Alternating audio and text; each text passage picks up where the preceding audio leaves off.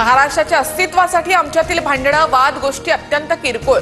उद्धव ठाकरेंबरोबर एकत्र येण्याबाबत राज ठाकरेंनी पहिल्यांदाच मांडली सडेतोड भूमिका।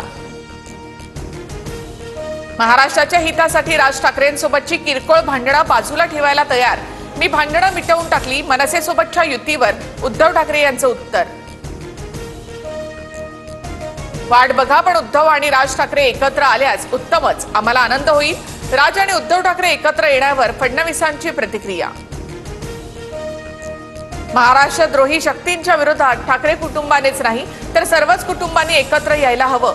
ट्विट करत रोहित पवारांची शरद पवारांसह अजित पवार यांनाही साद।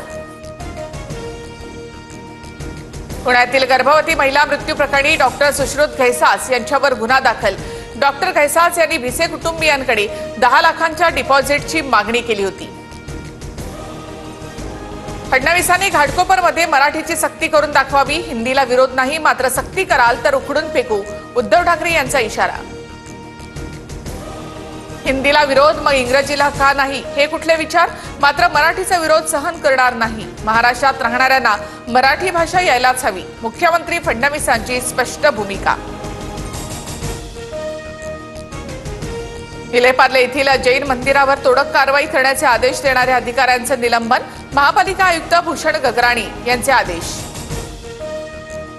लाडक्या बहिणींना 2100 रुपये योग्य वेळी देऊ, त्याशिवाय स्थानिक स्वराज्य संस्थांच्या निवडणुकीत आम्हाला मतं मिळणार नाहीत, मंत्री हसन मुश्रीफ यांचं वक्तव्य।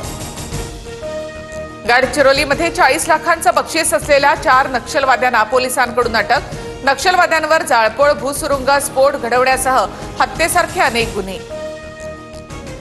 वर्धा जिल्ह्याच्या अंमलामध्ये पोल्ट्री फार्ममधील 1,500 पक्ष्यांचा मृत्यू। वीज पुरवठा खंडित राहिल्यामुळे उष्माघात होऊन पक्ष्यांचा मृत्यू झाल्याचा प्राथमिक अंदाज। मध्य रेल्वेवर उद्या 5 तासांचा मेगा ब्लॉक। सीएसटी आणि विद्याविहारच्या दरम्यान धीम्या मार्गावर मेगा ब्लॉक घेण्यात येईल।